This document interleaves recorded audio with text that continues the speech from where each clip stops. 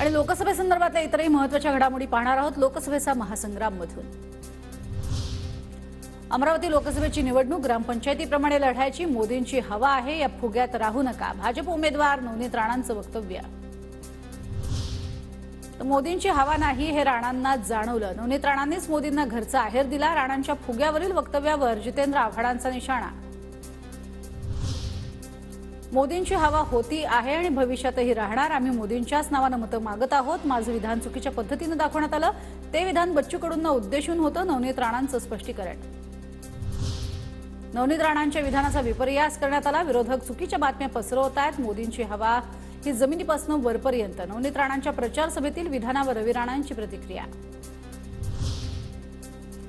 मैं क्या हूं असं म्हणत नवनीत राणांनी भाजपलाच इशारा दिलाय, नवनीत राणांचा अहंकारच त्यांना पाडणार, बच्चू कडूंचा निशाणा, तर डिपॉझिट वाचवण्यासाठी नवनीत राणांना लढावं लागेल असंही वक्तव्य।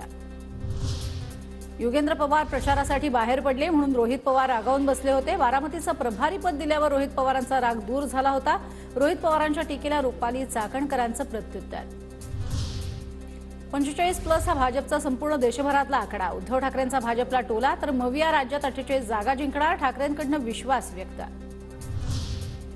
तर देशात भाजपच्या 45च्या वर जागा आल्यास ठाकरेंनी राजकारण सोडावं आणि ठाकरेंच्या 18 जागा आल्यावर मी राजकारण सोडेन, उद्धव ठाकरेंच्या आव्हानावर आशिष शेलारांचं प्रति आव्हान। शरद पवार प्रचारासाठी राज्याचा मॅरेथॉन दौरा करणार, शरद पवारांच्या राज्यभरात 22 दिवसात 50 सभा, 18 एप्रिलपासून बारामतीतनं पवारांच्या सभांना सुरुवात, दिवसाला घेणार 3 ते 4 सभा।